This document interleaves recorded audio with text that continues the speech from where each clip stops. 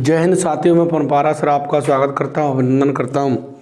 और जो पॉलिटी की सीरीज चल रही है पुनः उसे आगे बढ़ाते हैं। और लास्ट में अब पढ़ रहे थे राष्ट्रपति। क्या पढ़ रहे थे? राष्ट्रपति। तो हम देख रहे थे कि राष्ट्रपति हमारा एक संवैधानिक पद है। क्या है? संवैधानिक पद है। देखो संवैधानिक, वो ये सवाल बहुत ज़्यादा पूछा जाता है कि ये संवैधानिक पद है या नहीं है, एग्जाम में कैसा पद है। तो संवैधानिक पद वो होता है जिसका उल्लेख किसमें होता है? संविधान में। गैर संवैधानिक वो होता है जिसका उल्लेख संविधान में नहीं होता, जैसे नीति आयोग है, ये संवैधानिक पद नहीं है। हमने देखा कि अनुच्छेद 52 कहता है भारत का एक राष्ट्रपति होगा, एक से अधिक नहीं हो सकते। कितने होंगे? केवल एक ही राष्ट्रपति होगा। तो भारत के कितने राष्ट्रपति होंगे? एक। अनुच्छेद 52 कहता है। अनुच्छेद 53 कहता है कि संघ की समस्त कार्यपालिका शक्ति राष्ट्रपति में निहित होंगी। राष्ट्रपति में निहित होंगी। वह इनका प्रयोग स्वयं या अपने अधीनस्थ अधिकारियों के द्वारा करेगा। 53 तो ये कहता है, परंतु 54 ये कहता है कि राष्ट्रपति को उसके कार्यों में सलाह और सहायता देने के लिए एक मंत्री परिषद होगी जिसका प्रमुख प्रधानमंत्री होगा और राष्ट्रपति उन्हीं के अनुसार कार्य करेगा। अब ये कड़ा सवाल खड़ा हुआ कि राष्ट्रपति इनकी सलाह के अनुसार कार्य करने के लिए बाध्य है या नहीं, यानी राष्ट्रपति मंत्री परिषद की सलाह के अनुसार ही कार्य करेगा क्या? तो इंदिरा गांधी ने 42वें संविधान संशोधन के द्वारा ये प्रावधान कर दिया कि राष्ट्रपति मंत्री परिषद की सलाह के परामर्श के अनुसार कार्य करने के लिए क्या है? बाध्य है। क्या ऐसा? बाध्य है। ये 42वें संविधान संशोधन के द्वारा प्रावधान कर दिया गया। परंतु बाद में 44वें संविधान संशोधन 1976 के द्वारा यह प्रावधान किया गया कि राष्ट्रपति मंत्री परिषद के परामर्श को एक बार पुनः विचार के लिए लौटा सकता है। थोड़ी सी ढील दे दी, परंतु वही विधेयक संसद संशोधन कर भी सकती है। उसमें जो राष्ट्रपति ने सिफारिश की है उसमें संशोधन कर भी सकती है और नहीं भी कर सकती है। और पुनः वही विधेयक जब राष्ट्रपति के पास आता है तो अब राष्ट्रपति अनुमति देने के लिए बाध्य है। क्या है? बाध्य है। राष्ट्रपति को अनुमति देनी होगी। ये हमारा अनुच्छेद कहता है 53। हम देख रहे थे अनुच्छेद 54, और जिसमें हमने देखा था राष्ट्रपति का निर्वाचक मंडल। अनुच्छेद 54,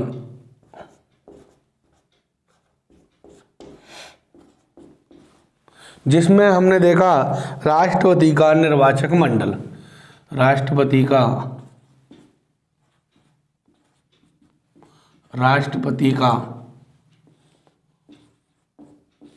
निर्वाचक मंडल।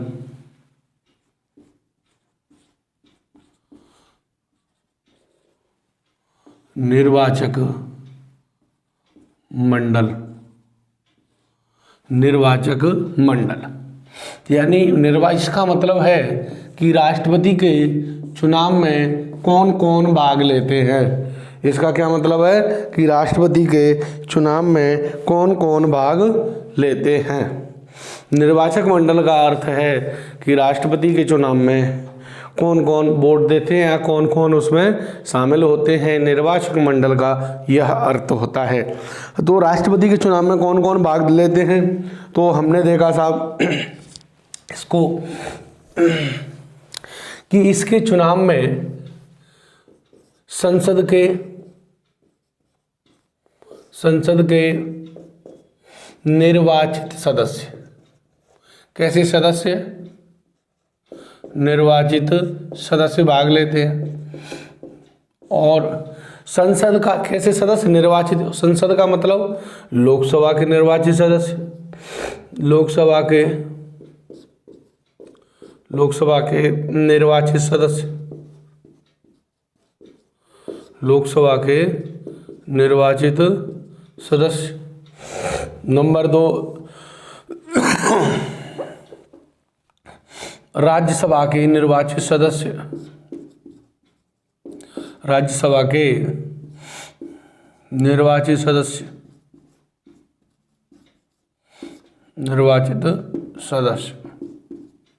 देखो हम बात करें कि जो लोकसभा है, तो लोकसभा में वर्तमान में इसकी टोटल सदस्य संख्या है 545 है, अधिकतम 552 है, वर्तमान में कितनी है 545 है।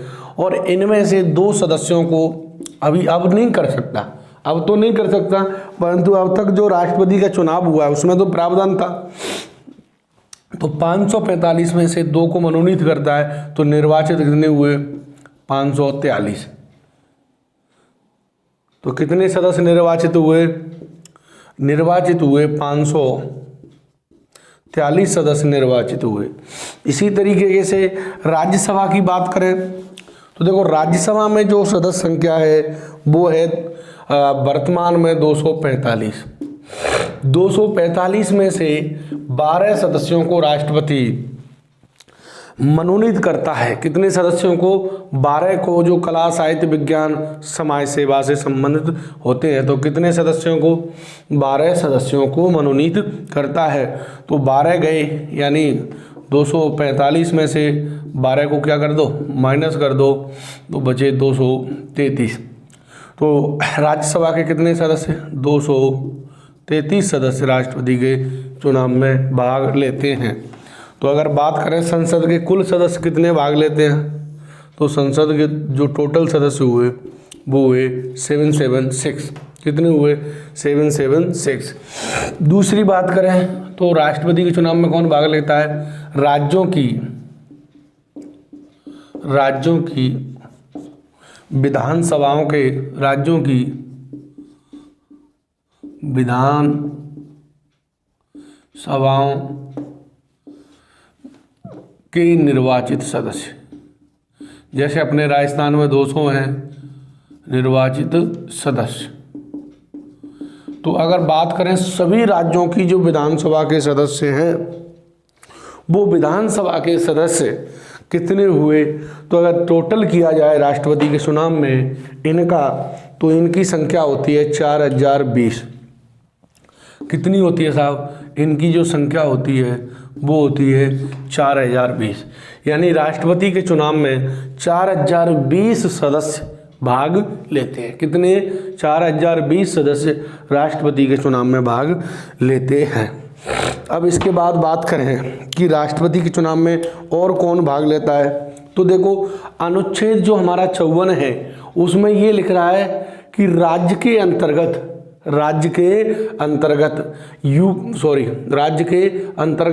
दिल्ली और पुदुचेरी, इसका 2006 में नाम बदल दिया गया था पांडिचेरी से, पुदुचेरी को भी शामिल किया जाएगा राज्य के अंतर्गत। किसको, दिल्ली और पुदुचेरी केंद्र शासित प्रदेशों को। अब देखो पहले जम्मू एंड कश्मीर क्या था, जम्मू एंड कश्मीर पहले एक राज्य था। क्या था, राज्य, तो वो राज्यों के अंतर्गत आ जाता था। परंतु जम्मू एंड कश्मीर को अब क्या बना दिया, केंद्र शासित प्रदेश। अब देखो तो इसका मतलब 54 में तो अभी लिखा नहीं है, 54 में तो कोई परिवर्तन किया नहीं है। इसका मतलब, परंतु जो जम्मू एंड कश्मीर 2019 का जो अधिनियम है, जम्मू एंड कश्मीर विभाजन व जो पुनर्गठन अधिनियम 2019 है, इसमें ये प्रावधान कर रखा है कि जम्मू कश्मीर को वो सारे अधिकार प्राप्त होंगे जो किसे प्राप्त हो रहे हैं, पुडुचेरी को। यानी जम्मू कश्मीर को पुदुचेरी के समान रखा गया है। किसके समान रखा गया है, तो जम्मू कश्मीर को भी राष्ट्रपति के चुनाव में शामिल किया जाएगा। और जब ये अगले चुनाव होंगे जब इसके लिए प्रावधान कर दिया जाएगा। अभी तो कोई प्रावधान है ही नहीं। बाकी ये है कि उसे जो पुदुचेरी को जो अधिकार मिलेंगे वो सब मिलेंगे। बाकी जो राष्ट्रपति का चुनाव हुआ था वो तो पहले हो चुका था, तो अभी बाद में देखते हैं कैसे क्या किया जाएगा। बात करें नंबर 3, तो इसमें लिख रहा है दिल्ली, तो राष्ट्रपति का निर्वाचक मंडल, जिसमें निर्वाचक मंडल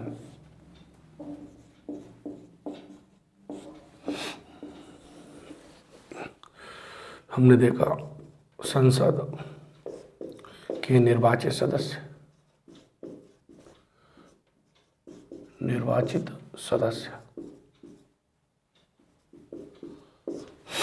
इसका मतलब लोकसभा के निर्वाचित सदस्य, लोकसभा के निर्वाचित सदस्य और राज्यसभा के निर्वाचित सदस्य, सभा के निर्वाचित सदस्य, लोकसभा के 543 और राज्यसभा के 233, इस तरीके से 776। बात करें विधानसभाओं के निर्वाचित सदस्य, विधानसभाओं के निर्वाचित सदस्य, निर्वाचित सदस्य ये कितने हैं? 4020। इसके अलावा दिल्ली और पांडिचेरी, दिल्ली व पुदुचेरी, पुदुचेरी विधानसभाओं के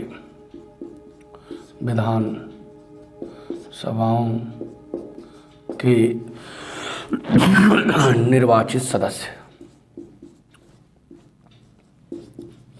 निर्वाचित सदस्य। तो दिल्ली के कितने हैं? दिल्ली के प्लस पुदुचेरी 70 प्लस 30 बराबर 100।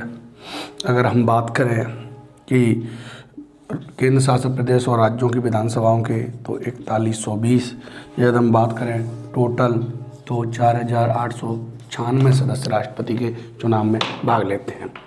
तो देखो ये दिल्ली और पांडिचेरी की सदस्यों को कब शामिल किया गया? 70वां संविधान संशोधन 1992 में राष्ट्रपति के चुनाव में या राष्ट्रपति के मंडल में, राष्ट्रपति के चुनाव में शामिल किया गया, शामिल किया गया। ये लागू कब हुआ, यानी इन्होंने कब भाग लिया पहली बार? लागू 1995 में ये लागू हुआ। इस तरीके से हमने देखा कि राष्ट्रपति का जो निर्वाचक मंडल है इस तरीके से ये चुनाव में भाग लेते हैं। अब देखते हैं कि राष्ट्रपति के चुनाव में कौन कौन भाग नहीं लेता। तो इस तरीके से सवाल आता है कि कौन नहीं लेता, कौन लेता है। तो हमें पूरा कॉन्सेप्ट क्लियर होना चाहिए, पूरा कॉन्सेप्ट क्लियर होना चाहिए। चाहे आप यूपीएससी एग्ज़ाम दो, चाहे आरपीएससी, पुलिस, कांस्टेबल कोई भी दो, वहाँ से इसके अलावा सवाल बनने की संभावना नहीं बचती। हमारा एक्चुअली क्या है कि जैसे कहते हैं ना कि यूपीएससी की तैयारी कर रहा हूँ मैं, आरपीएससी की कर रहा हूँ मैं, पुलिस। अरे भाई एक बार ढंग से पढ़ लो ना, मेढक की तरह। जैसे बारिश होती है और जैसे मेढक बारिश के समय में आ जाते हैं फिर चले जाते हैं, ऐसे ही तो हमारा विद्यार्थी क्या करता है कि जैसे ही वैकेंसी आती है वो 2-4 महीने तैयारी करता है और फिर एग्ज़ाम देता है, फिर छोड़ देता है साल 6 महीने के लिए। तो ऐसे नहीं, एक बार ढंग से पढ़ो पूरी चीज़ों को और फिर उसे बार बार कोचिंग करने की आवश्यकता ना पड़े। तो एक बार उसे ढंग से पढ़ लो। अब देखते हैं कि राष्ट्रपति के चुनाव में कौन भाग नहीं लेता। राष्ट्रपति के चुनाव में, राष्ट्रपति के चुनाव में या निर्वाचक मंडल में चुनाव में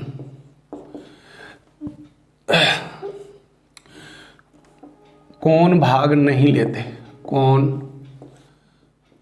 भाग नहीं लेते, नहीं लेते। अभी हमने देखा कौन कौन लेते हैं, अब देखते हैं कौन नहीं लेते। इस तरीके से देखो, पहले देखते हैं नंबर 1 कि संसद के मनोनीत सदस्य भाग नहीं लेते। संसद के मनोनीत सदस्य, मनोनीत सदस्य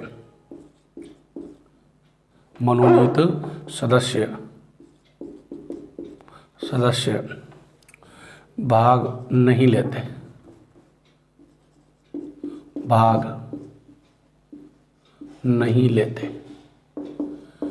लेते, तो संसद के मनोनीत सदस्य भाग नहीं लेते। अब कौन कौन से नहीं लेते? तो लोकसभा के मनोनीत सदस्य, लोकसभा के मनोनीत सदस्य। देखो, अनुच्छेद 331 के तहत राष्ट्रपति को लोकसभा में 2 आंग्ल भारतीय सदस्यों को मनोनीत करता था। क्या करता था? मनोनीत करता था। तो वो सदस्य इसमें भाग नहीं लेते हैं। अब इसको 104वें संविधान संशोधन के द्वारा मनोनीत नहीं किए जाएंगे, यानी जो इसको 10-10 वर्ष बढ़ा रहे थे उसे नहीं बढ़ाया गया है। तो हम कह सकते हैं लोकसभा के मनोनीत आंग्ल भारतीय सदस्य, आंग्ल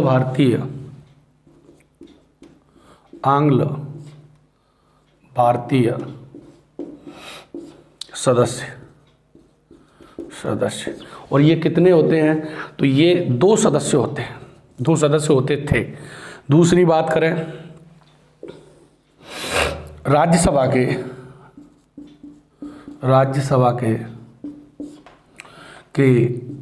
मनोनीत सदस्य।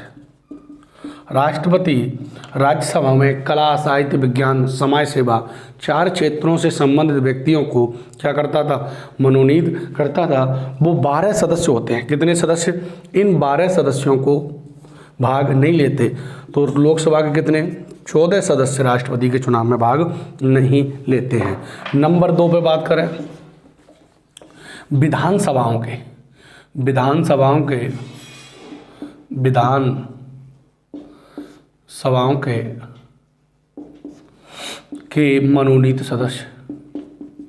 मनोनीत सदस्य। तो राज्यपाल अनुच्छेद 333 के तहत विधानसभा में एक आंग्ल भारतीय सदस्य को मनोनीत कर सकता था, वो भी इसमें भाग नहीं लेता। हम बात करें तीसरे नंबर पे कि जो हमारी अब कई राज्यों में विधान परिषद हैं, कई राज्यों में क्या है? विधान परिषद हैं। तो उन विधान परिषद के निर्वाचित और मनोनीत सभी सदस्य विधान परिषदों के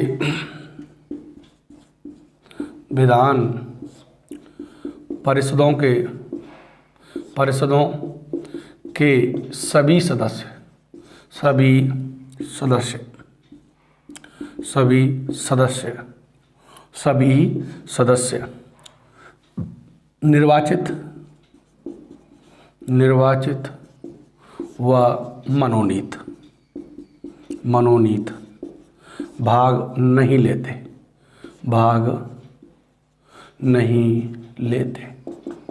यानी राज्यपाल विधान परिषद में कुछ सदस्य तो निर्वाचित होते हैं, परंतु राज्यपाल विधान परिषद की कुल संख्या का 1/6 सदस्यों को क्या करता था? मनोनीत करता था। वो भी इसमें भाग नहीं लेंगे और निर्वाचित भी भाग नहीं लेंगे। अब ऐसा क्यों किया गया कि विधान परिषदों के निर्वाचित सदस्य तो भाग नहीं लेते और मनोनीत भी नहीं लेते, तो निर्वाचित तो इनके तो ले रहे हैं, इनके क्यों नहीं ले रहे? क्योंकि सभी राज्यों में क्या नहीं है? विधान परिषद नहीं है। सभी राज्यों में विधान परिषद नहीं है, इसलिए ये समस्या हो जाएगी, कई राज्यों के लेंगे, कई के नहीं लेंगे। और जिनमें विधान परिषद है तो उनका प्रतिनिधित्व बढ़ेगा।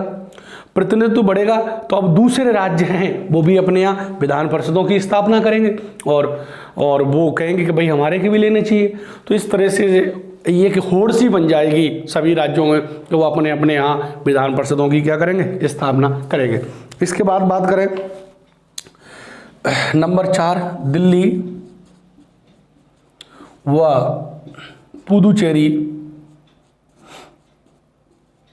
पुदुचेरी के मनोनीत सदस्य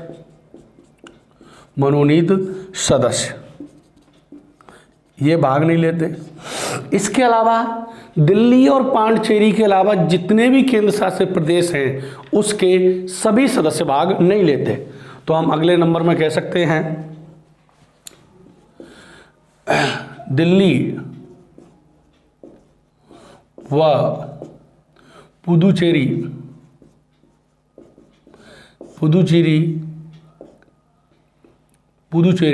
केंद्र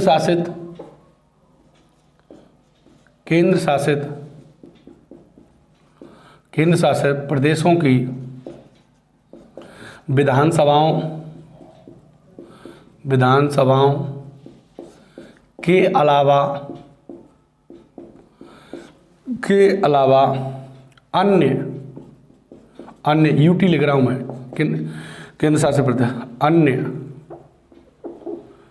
अन्य केंद्र शासित प्रदेशों के सभी सदस्य भाग नहीं लेते। इस तरीके से हम देखें कि राष्ट्रपति के चुनाव में कौन कौन भाग नहीं लेता, तो नंबर 1 संसद के मनोनीत सदस्य और लोकसभा के 2 सदस्य और राज्यसभा के 12 सदस्य भाग नहीं लेते। राज्यों की विधानसभाओं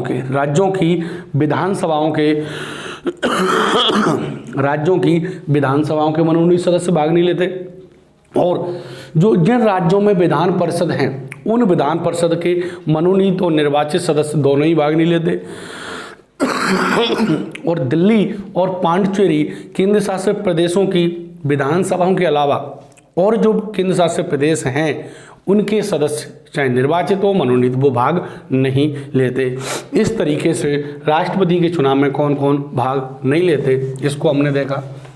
और ये हुआ राष्ट्रपति का निर्वाचक मंडल। क्या हुआ साहब? राष्ट्रपति का निर्वाचक मंडल, यानी अनुच्छेद जो 54 है वो हमारा क्या होता है? कंप्लीट होता है। क्या होता है साहब? कंप्लीट होता है।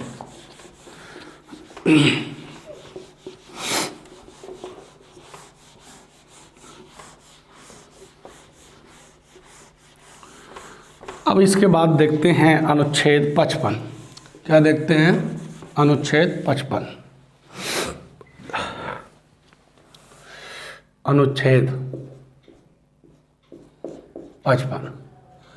अनुच्छेद 55 में कहा गया है कि राष्ट्रपति के चुनाव की रीति, यानी राष्ट्रपति के चुनाव की प्रक्रिया, किस तरीके से राष्ट्रपति का चुनाव होता है।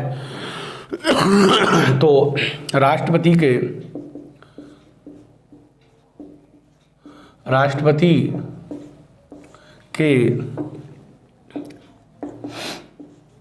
चुनाव की प्रक्रिया, राष्ट्रपति के चुनाव की प्रक्रिया यानी किस तरीके से राष्ट्रपति का चुनाव होता है। राष्ट्रपति के चुनाव की प्रक्रिया, देखो राष्ट्रपति के चुनाव की जो प्रक्रिया है, तो पहले तो हम देखें एक शब्द में कहें कि इसका जो चुनाव होता है वो कैसे होता है? अप्रत्यक्ष रूप से होता है, इनडायरेक्ट होता है। राष्ट्रपति का चुनाव कैसे होता है? प्रत्यक्ष नहीं होता, अप्रत्यक्ष रूप से होता है। कैसे होता है? अप्रत्यक्ष रूप से। दूसरा, अप्रत्यक्ष की जो प्रक्रिया है वो है आनुपातिक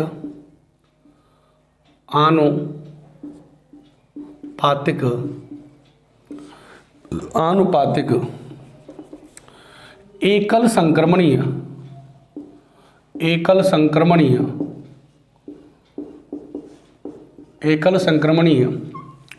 गुप्त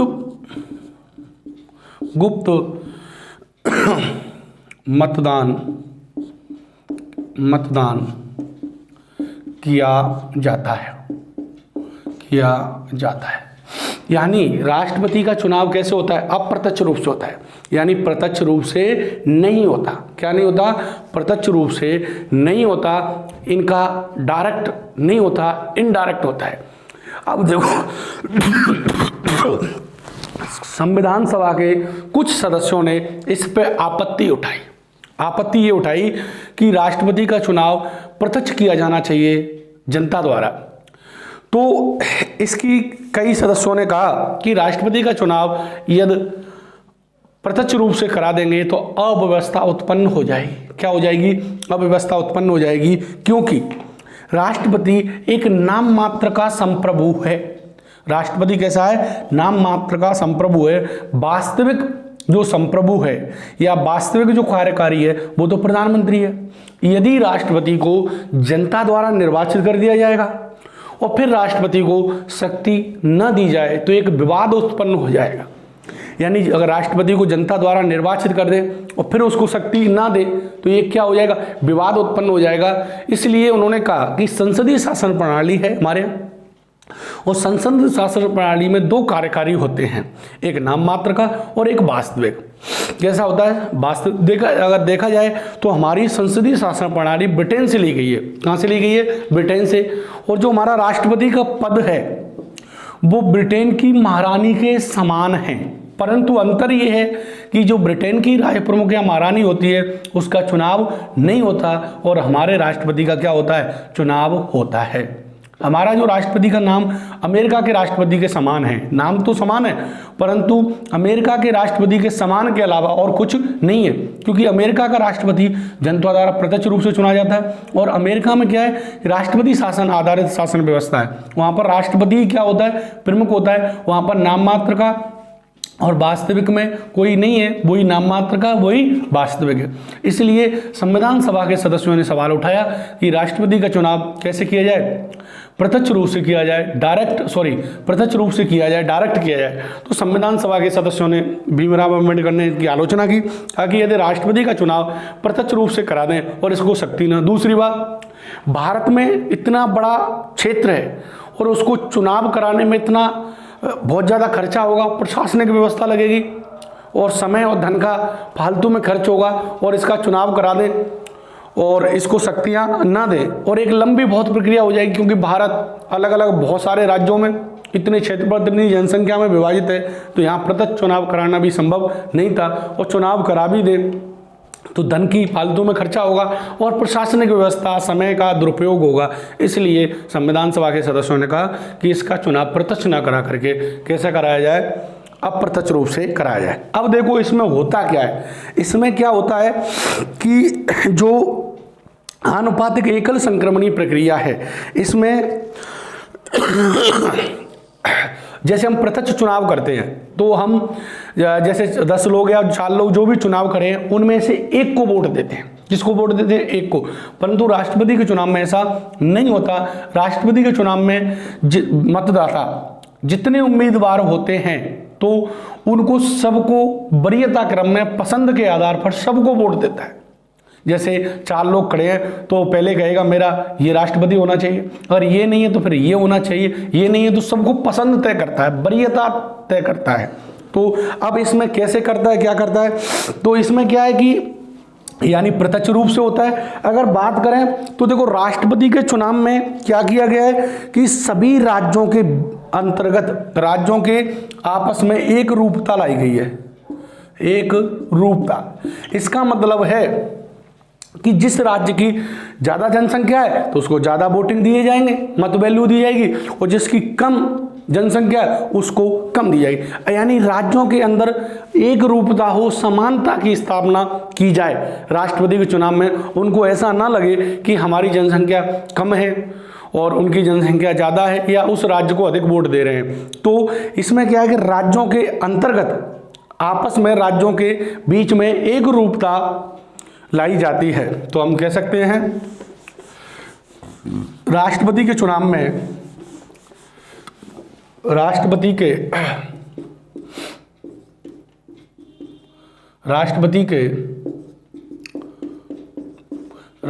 के चुनाव में राज्यों में आपस में एक रूपता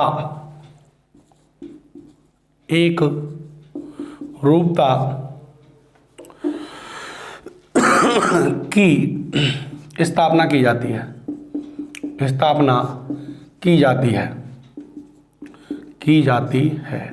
और राज्यों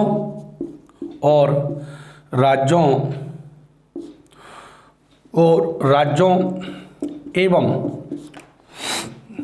संघ यानी केंद्र सरकार संघ के बीच समतुल्यता के बीच समतुल्यता लाई जाती है या स्थापना की जाती है, लाई जाती है, लाई जाती है, लाई जाती है। यानी राज्यों के बीच क्या होगी, एक रूपता होगी। एक रूपता कैसे होगी, यानी जिस राज्य की अधिक जनसंख्या होगी उस राज्य के अधिक वोट होंगे, जिनकी जनसंख्या कम होगी उनके कम वोट होंगे। और यानी राज्यों और केंद्र शासित प्रदेशों के बीच समतुल्यता। समतुल्यता का मतलब है यदि सभी राज्यों के कितने वोट होंगे, 100, सभी राज्यों के कितने वोट होंगे, 100, तो जो केंद्र है उसकी भी वोट वैल्यू कितनी होगी, 100 होगी। यानी बराबर रखा गया है।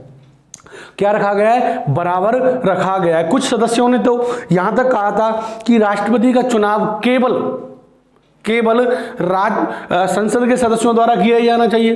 तो कुछ लोगों ने कहा कि भैया अगर संसद के सदस्यों ने चुनाव करेंगे तो देखो संसद में जिस पार्टी की सरकार होती है उसका क्या होता है, बहुमत होता है। अरे भाई जिसको सरकार बनाएगी तो उसका बहुमत होगा, वो बहुमत होगा तो उसका क्या हो जाएगा, उसी का राष्ट्रपति हो जाएगा। और राष्ट्रपति फिर राज्यपालों की नियुक्ति करेगा। तो फिर अब जो संघात्मक शासन व्यवस्था है वो इसके खिलाफ है। यानी तो राष्ट्रपति के चुनाव में राज्यों का भी भागीदारी होनी चाहिए, राष्ट्रपति राज्यों का भी प्रतिनिधित्व करना चाहिए। इसलिए राष्ट्रपति का चुनाव केवल संसद के सदस्यों द्वारा न करके राज्यों की विधानसभाओं के सदस्यों को भी इसमें शामिल किया जाना चाहिए। तो राज्यों के बीच क्या होगी, समतुल्यता होगी, बराबर होंगे। यानी जितना मत मूल्य राज्यों का, सभी राज्यों का होगा उतना मत मूल्य केवल संघ सरकार का होगा। सभी राज्यों का मिलकर जितने भी मत मूल्य बने गए, यानी सभी राज्य और केंद्र शासित प्रदेश, उनका मत मूल्य इनके बराबर होगा, संघ के बराबर। और राज्यों के बीच क्या होगी, एक रूपता। एक रूपता का मतलब है कि इनकी जो वोट वैल्यू है वो जनसंख्या के आधार पर निकाली जाएगी। ऐसा नहीं है अगर किसी राज्य की जनसंख्या ज्यादा है तो उसका मत मूल्य क्या होगा, अलग अलग होगा। अब देखो इसमें क्या होता है, पहली बात तो ये है कि जो एकल संक्रमण की प्रक्रिया है इसमें वरीयता क्रम में वोट दिया जाता है। किसमें दिया जाता है, वरीयता क्रम में। यानी जैसे हम बात करें, जैसे हमारे यहाँ एमएलए का चुनाव होता है। एमएलए के चुनाव में उम्मीदवार मान के चलो 4 हैं, ए बी सी डी, 4 उम्मीदवार हैं। क्या है, 4 उम्मीदवार। और मान के चलो राम वोट देने गया। कौन गया साहब, राम। तो राम ने कहा मैं तो किसे वोट दूंगा, बी को। ये बी को वोट दे आया, अपना वोट किसे दे आया, बी को। अब मान के चलो श्याम गया, इसने कहा मैं तो अपना वोट किसको दूंगा, ए को दूंगा। अब घनश्याम गया तो उसने कहा मैं ए को दूंगा।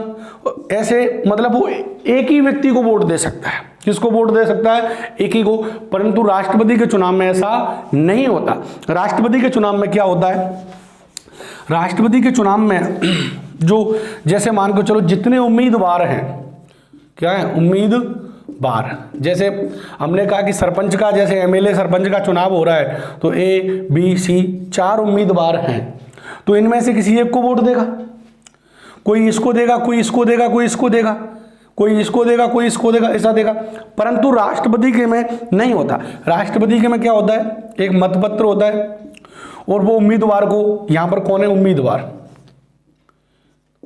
यानी जो चुनाव लड़ रहे हैं राष्ट्रपति का, उसमें क्या किया जाता है, यानी मतदाता को, जो वोट देने वाला होता है, उसको एक मत पत्र दिया जाता है। वो कहता है कि भाई वो उसमें वरीयता तय करता है, प्राथमिकता तय करता है। तो जैसे मान के चलो कोई व्यक्ति वोट देने गया तो उसने कहा पहला मेरा राष्ट्रपति ये होना चाहिए, अगर ये नहीं बनता है तो फिर मेरा राष्ट्रपति सेकंड चॉइस इसको देता है, अगर ये भी नहीं बनता है तो थर्ड चॉइस इसको देता है, और ये भी नहीं बनता तो फोर्थ किसको देता है, इसको देता है। अगर मान के चलो ई भी होता तो कहता फिफ्थ इसको देगा, और इसके बाद अगला और भी अगर चुनाव लड़ने वाला होता उम्मीदवार तो कहता भैया 6 मैं इसको दूंगा। यानी जितने उम्मीदवार होते हैं उतनी वो वोट देता है। वरीयता क्रम में पसंद के आधार पर वो वोट देता है। तो हम कह सकते हैं कि राष्ट्रपति के चुनाव में मतदाता मतदाता वरीयता क्रम में या पसंद के आधार पर वोट देता है। राष्ट्रपति के चुनाव में मतदाता वरीयता क्रम, मतदाता कौन होंगे, जो भी हमने पढ़े 54 में, लोक संसद के निर्वाचित सदस्य, राज्यों के विधानसभाओं के निर्वाचित सदस्य। तो मतदाता, राष्ट्रपति के चुनाव में मतदाता वरीयता क्रम या हम कह सकते हैं पसंद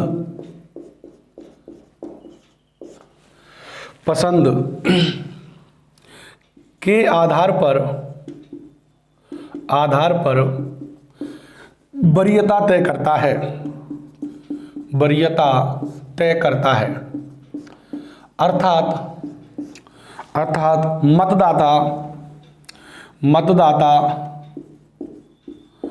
मतदाता सभी उम्मीदवार को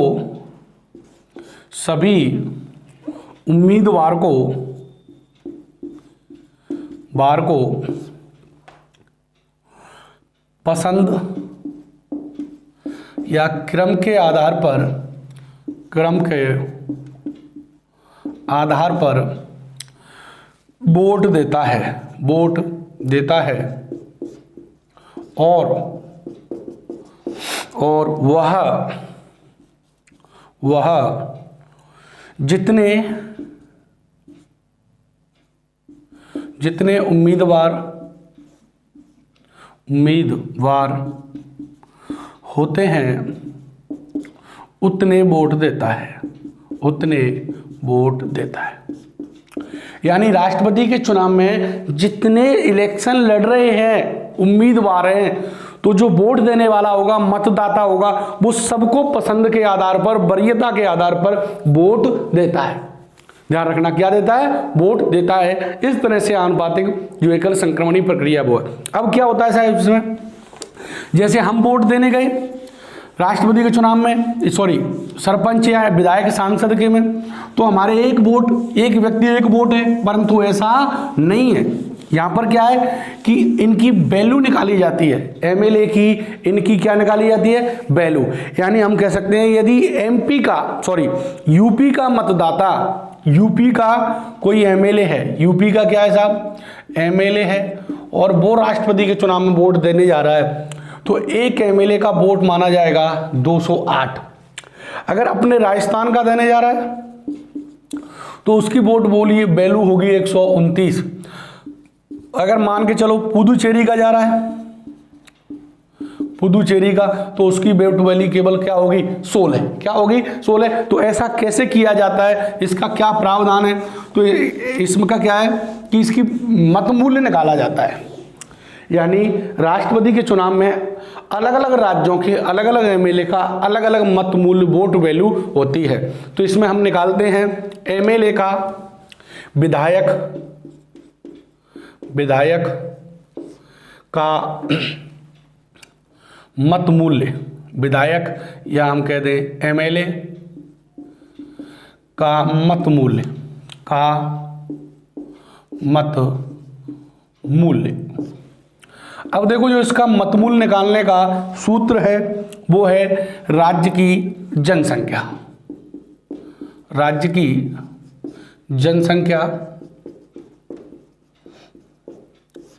बटे राज्य विधानसभा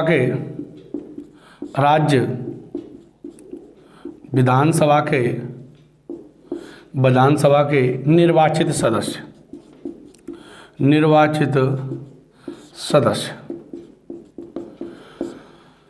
इंटू 1000 या डिवाइड बाई 1000। इस तरीके से राष्ट्रपति के चुनाव में एक एमएलए का क्या निकाला जाता है, वोट वैल्यू निकाली जाती है। अगर बात करें जो राज्य की जनसंख्या है वो वर्तमान में 1971 की ली जा रही है। यानी जो जनसंख्या का आधार है वो कौन सी जनसंख्या है, 71 की जनसंख्या है। अब देखो इसको ऐसा क्यों किया गया, इसको क्या हुआ था कि जब राष्ट्रपति का इसमें लिखा हुआ है कि जनसंख्या का तात्पर्य है जब चुनाव हो रहे हैं तो उससे जो पूर्व की जनसंख्या के आंकड़े आ चुके उनको लिया जाता था। जैसे पहले प्रावधान था संविधान पहले का, अभी भी यही प्रावधान है। जैसे मान के चलो कि हमारे राष्ट्रपति का चुनाव हुआ 1952 में, तो 1952 में जब चुनाव हुआ तो उस समय जो जनसंख्या के आंकड़े थे तो वो 1951 की जनसंख्या के आंकड़े आ चुके थे जनसंख्या के, तो ये ली गई। फिर उसके बाद चुनाव कब होगा 52 के बाद 57 में, तो यही जनसंख्या ली गई 1971 वाली। अब जो चुनाव होगा वो होगा सा 1962 में हुआ, तो 62 में जब चुनाव हुआ तो नई जनसंख्या के आंकड़े आ गए, कौन सी के 1961 वाली के आंकड़े आ गए। इस तरीके से जब 1961 वाली के आंकड़े आ गए तो 1962 में 61 के अनुसार चुनाव हुआ। अब इसके बाद 62 के बाद होगा 1967 में, तो अभी तो नई जनसंख्या के आंकड़े आए नहीं, तो इसके अनुसार होगा। इसके बाद चुनाव होगा 72 में, जिसमें होगा 72 में चुनाव होगा और वो कौन सी जनसंख्या, अब 71 वाली जनसंख्या के आंकड़े आ चुके थे। यानी इस अनुच्छेद में लिख रहा है कि जनसंख्या राष्ट्रपति के चुनाव में बोली जाएगी जो चुनाव से पहले जिसके अंतिम आंकड़े आ चुके वो ली जाएगी। परंतु हमें इस तरीके से ले जा रहे थे, तो अब दक्षिण के राज्यों ने, जो साउथ के राज्य हैं, उन्होंने किया इसका विरोध। क्या किया? विरोध किया। उन्होंने कहा कि भैया एक तो हम जनसंख्या नियंत्रण कार्यक्रमों को लागू कर रहे हैं, दूसरी तरफ हमें नुकसान हो रहा है। कैसे नुकसान हो रहा है कि हमारी राष्ट्रपति के चुनाव में जो वोट वैल्यू है, अरे जनसंख्या घटेगी तो वोट वैल्यू कम होगी और जनसंख्या बढ़ेगी तो वोट वैल्यू बढ़ेगी, मत मूल्य बढ़ेगा। अब क्या किया, दक्षिण के राज्यों ने जो जनसंख्या नियंत्रण कार्यक्रम थे, इंदिरा गांधी ने नसबंदी करवाई, उनको वहां लागू किया। परंतु जो उत्तर पश्चिम के राज्य थे, यूपी, बिहार, राजस्थान, इन राज्यों ने इनको कार्यक्रम को लागू नहीं किया और जनसंख्या को खूब बढ़ाया। अब जनसंख्या को खूब बढ़ाया तो वोट वैल्यू बढ़ने लगी, तो इन्होंने कहा भैया इसका विरोध किया। तो फिर संसद ने 42वें संविधान संशोधन द्वारा, पहले 42वें संविधान संशोधन 1976 में हुआ, इसके द्वारा ये जनसंख्या थी, इसको 2000 तक, कब तक 2000 तक फिक्स कर दिया कि अब 1971 की जनसंख्या ली जाएगी, 1971 की जनसंख्या ली जाएगी। फिर इसका डबल कर दो, 84वां संविधान संशोधन 2000 में इसे बढ़ा करके 2026 तक कर दिया गया।